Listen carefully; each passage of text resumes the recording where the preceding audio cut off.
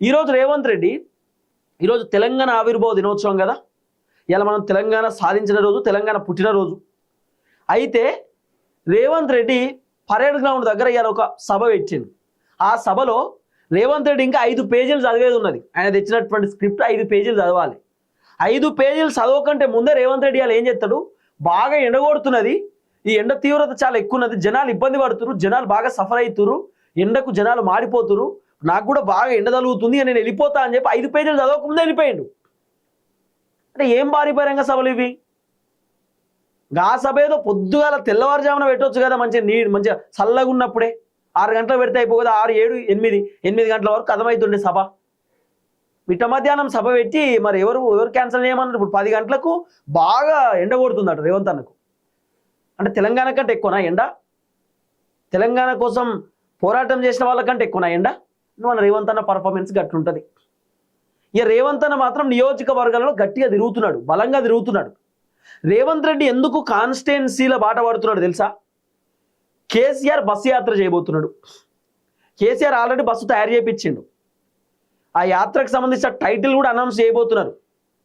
ఏదో జైత్య యాత్ర అని అంటున్నారు, లేకపోతే విజయ యాత్ర అని అంటున్నారు, లేకపోతే పోరాట యాత్ర అని అంటున్నారు, లేకపోతే ప్రజాయాత్ర అని అంటున్నారు, ప్రజా సమస్య యాత్ర అని అంటున్నారు, ప్రజా పరిష్కార యాత్ర అని చెప్పి కేసీఆర్ రకరకాల టైటిల్స్ చెప్తున్నారు.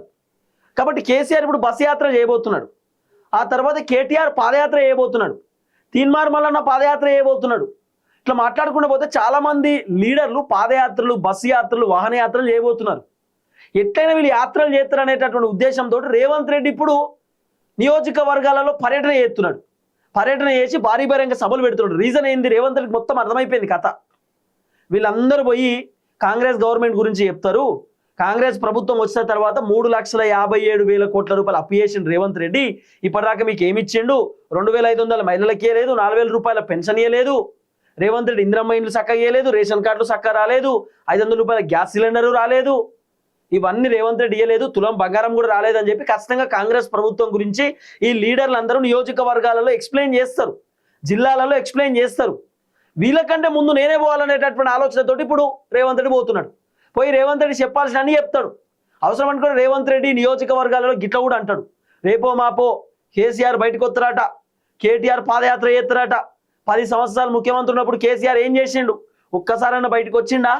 కేటీఆర్ పాదయాత్ర అట. కేటీఆర్ ఏమిటి పాదయాత్ర చేస్తుండు? తెలంగాణను మొత్తం దూసుకతిన్నందుక, తెలంగాణను మొత్తం కథం చేసినందుక గిసోంటి మాటలు కూడా రేవంత్ రెడ్డి మాట్లాడతాడు ఇప్పుడు నియోజకవర్గాలలో. ఏం లేదు, జనాలను రెచ్చగొట్టాలి, బీఆర్ఎస్ పార్టీని మళ్ళీ బొందబెట్టాలి,